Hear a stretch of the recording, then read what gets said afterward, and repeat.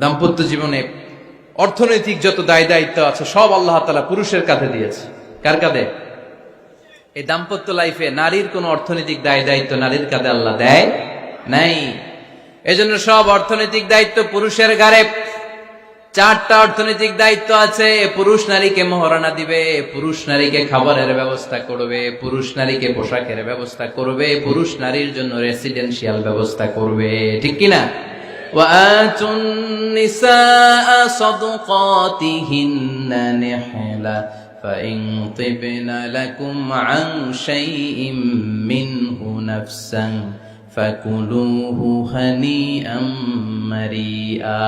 সুবহানাল্লাহ পড়ে। সব স্বামীদেরকে আল্লাহ ডেকে বললেন, ও স্বামীরা শোনো শোনো, বিয়ের পর সাথে সাথে স্ত্রীর কাছে তুমি মোহরানা আদায় করে দাও। মোহর দেয়া নফল নাকি ফরজ? জোরে বলেন। কি দিব? মোহরানা দিব। মোহরানা দেয়াকে ফরজ করেছে কে? আল্লাহ। তো মোহর দিতে টাকা লাগে না? এই টাকার দায়িত্ব পুরুষের ঘাড়ে দিছে কে? 2 নাম্বার দায়িত্ব, আলাল মাউলুদি লাহু রিজকুহুন্না ওয়া কিসওয়াতুহুন্না বিল মা'রুফ। স্বামী স্ত্রীর জন্য খাদ্যের ব্যবস্থা করবে, পোশাকের ব্যবস্থা করবে। 3 নাম্বার, ওয়াসকিনুহুন্না মিন হাইসু সাকানতুম মিন ওয়াজদিকুম। নিজের সামর্থ্যের মধ্যে থেকে স্ত্রীর জন্য রেসিডেন্সিয়াল একটা এরিয়ার ব্যবস্থা করে দিবে। সুবহানাল্লাহ পড়ে। তাহলে অর্থনৈতিক দায়িত্বের মধ্যে 4টা: মোহরানা দেয়া, মিলস খাবারের ব্যবস্থা করা, মানে ফুডিং এন্ড ক্লোথিং, পোশাকের ব্যবস্থা করা, সর্বশেষ রেসিডেন্সিয়াল ব্যবস্থা করা। এই যে অর্থনৈতিক সব দায়িত্ব, খরচ যেখানেই আছে সব দায়িত্বগুলো পুরুষের কাঁধে দিল কে?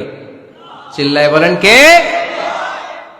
আল্লাহর জান্নাত পাওয়ার ক্ষেত্রে একে অপরের সহযোগী।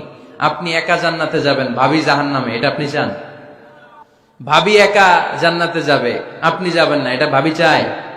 চায় না। তাহলে গেলে একসাথেই যান না, একসাথেই যান, একসাথেই যাবেন, আলাদা না। এজন্য আল্লাহর আনুগত্যে, আল্লাহর ইবাদতে, দাম্পত্য জীবনে একে অপরের সহযোগী হতে হবে। আবার ভাইরা ভাবিদেরকে অহেতুক সন্দেহ করবে না। এই ওদিকে গেলা কেন, ওদিকে তাকাইলা কেন, এটা করলা কেন, ওইটা করলা কেন, দেখি তোমার মোবাইল, তোমার মোবাইলের গ্যালারি দেখি, লক করে রাখছো কেন, লক খোলো। আছে না নাই?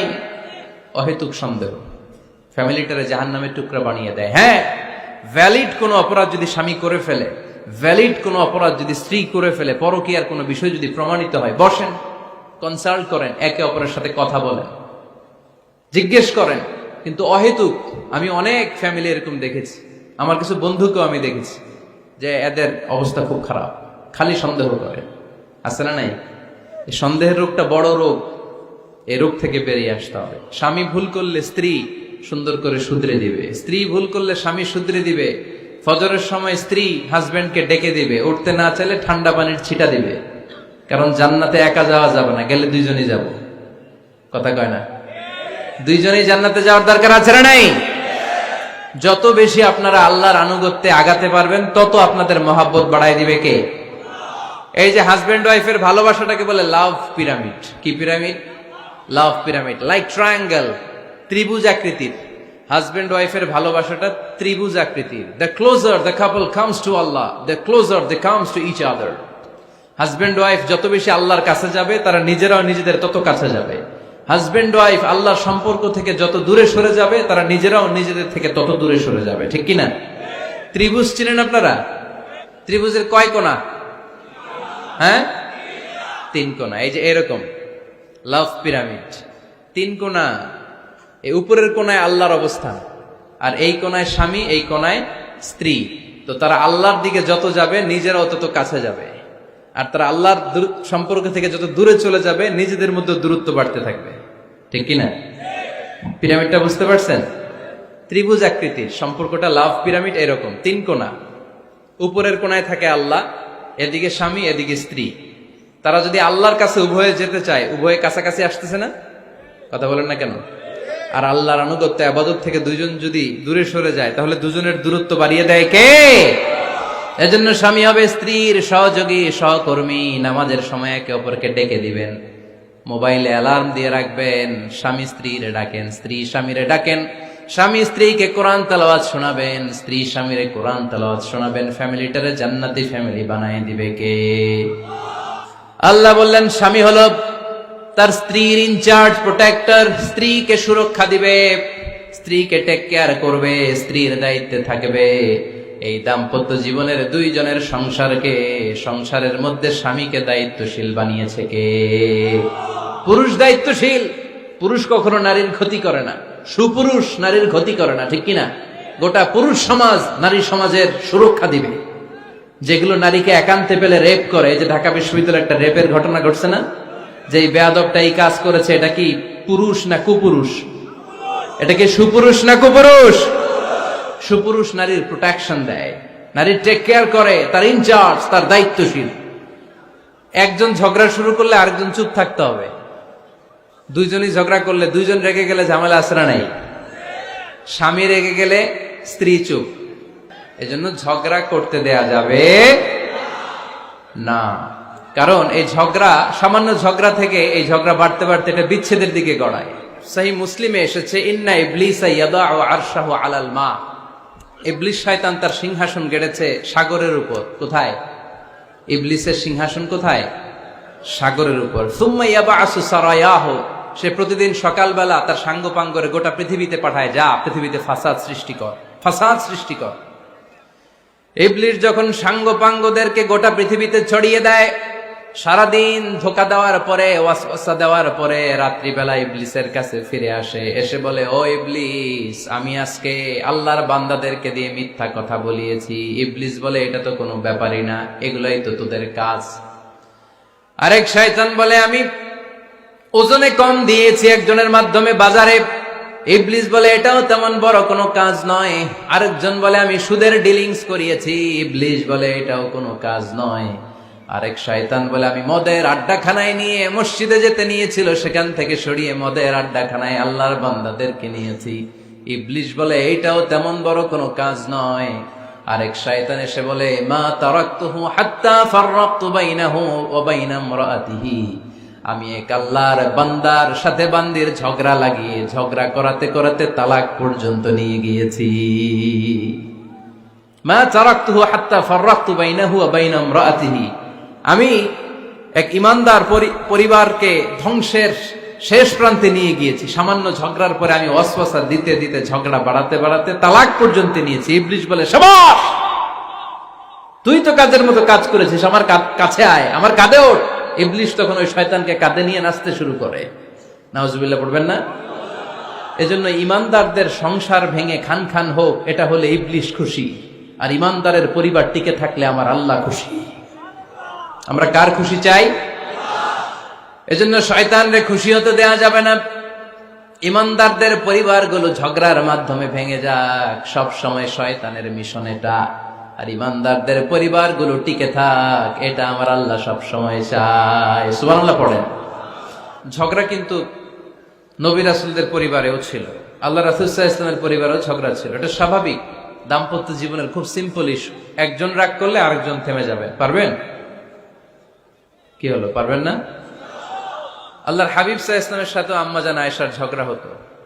মজার একটা হাদিস শুনেন, সহিহ বুখারীর হাদিস, মুসনাদে আহমদ ইবনে হাম্বলও এসেছে এই হাদিসটা। আম্মা জান আয়েশার সাথে ঝগড়ার পর আম্মা জান আয়েশাও রাগ, আল্লাহ রাসূল সাল্লাল্লাহু আলাইহি ওয়াসাল্লামও রাগ। এখন রাগ মিটানোর দরকার আছে না নাই? আল্লাহ রাসূল সাল্লাল্লাহু আলাইহি ওয়াসাল্লাম বললেন, আয়েশা চলো মিটমাট করে ফেলি। সুবহানাল্লাহ কইবেন না? চলো মিটমাট করি। তো কারে ডাকবো মিটমাটার জন্য? ওমর রে ডাকি।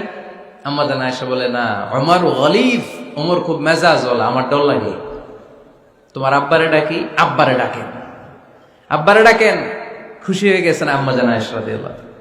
আবু বকর রাদিয়াল্লাহু চলে আসলেন, দাঁড়ালেন। এবার বিষ্ণু সাল্লাল্লাহু আলাইহি ওয়াসাল্লাম বললেন, তাতাকাল্লিমিন আও আতাকাল্লাম, কি ঘটছে আমাদের মাঝে, তুমি বলবা না আমি বলবো? আম্মা জান আয়েশা বললেন, তাতাকাল্লামু আনতা ওয়ালা তাকুল ইল্লা হাক্কান, আপনিই বলেন, তবে সত্য ছাড়া মিথ্যা বললেন না। আবু বকর রাদিয়াল্লাহু তাআলা আনহু শুনে রেগে গেলেন, কি এ কেমন কথা তোমার? নবীকে উদ্দেশ্য করে তুমি বলছো সত্য ছাড়া মিথ্যা বলবেন না, নবী কখনো মিথ্যা বলবে নাকি? রেগে মেয়ের গায়ে মেরেছে এক চড়। চোর খেয়ে আম্মা জান আয়েশা উল্টে পড়ে গেলেন। সাইয়েদনা আবু বকর রাদিয়াল্লাহু তাআলা আনহু রেগে গড়গড় করতে লাগলেন, আবার মারার জন্য উদ্যত হলেন। আম্মা জান আয়েশা রাদিয়াল্লাহু তাআলা আনহু বাঁচার জন্য এবার বিশ্বনবীর পিছনে যে আশ্রয় নিলেন। সুবহানাল্লাহ পড়বেন না? বিশ্বনবী সাইয়েদনা আবু বকরের সামনে দুই হাত মেলে ভেবে দাঁড়িয়ে গেলেন।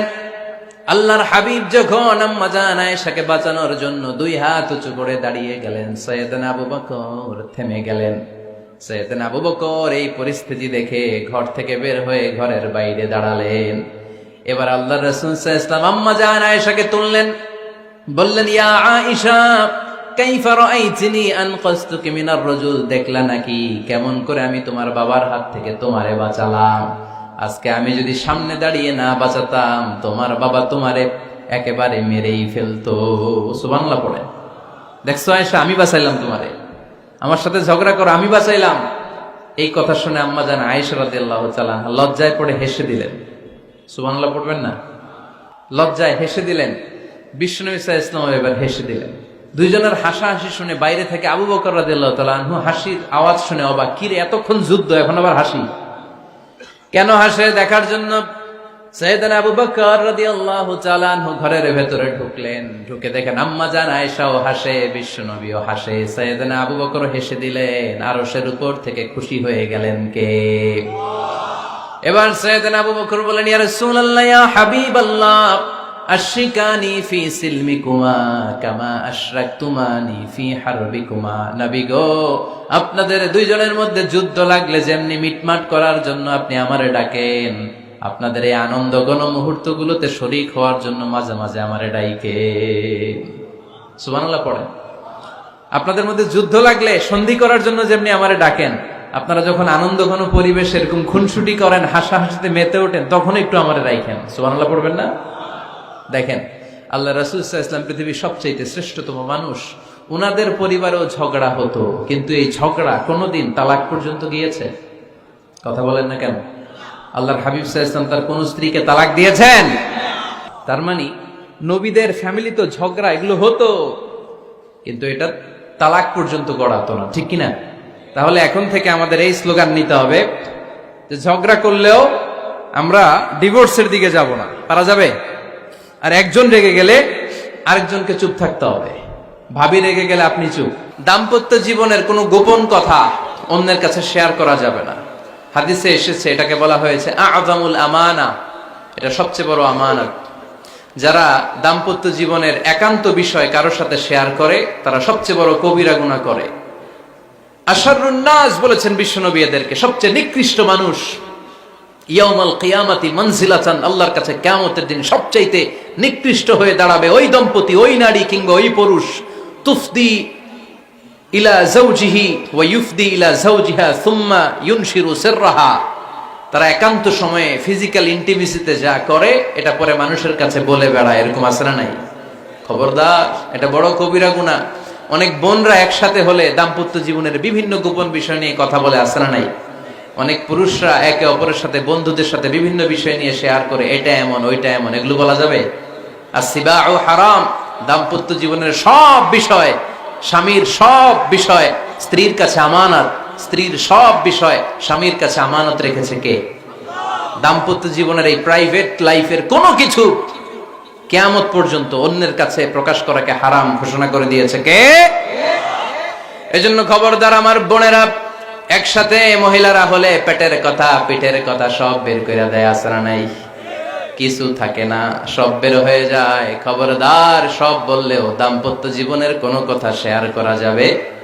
আমার ভাইয়েরা খবরদার, আপনাদের দাম্পত্য জীবনের কোনো কথা আপনার বন্ধুর সাথে শেয়ার করতে পারবেন না। এগুলো ফ্যামিলির শান্তি নষ্ট করে, দাম্পত্য জীবনের সুখকে নষ্ট করে।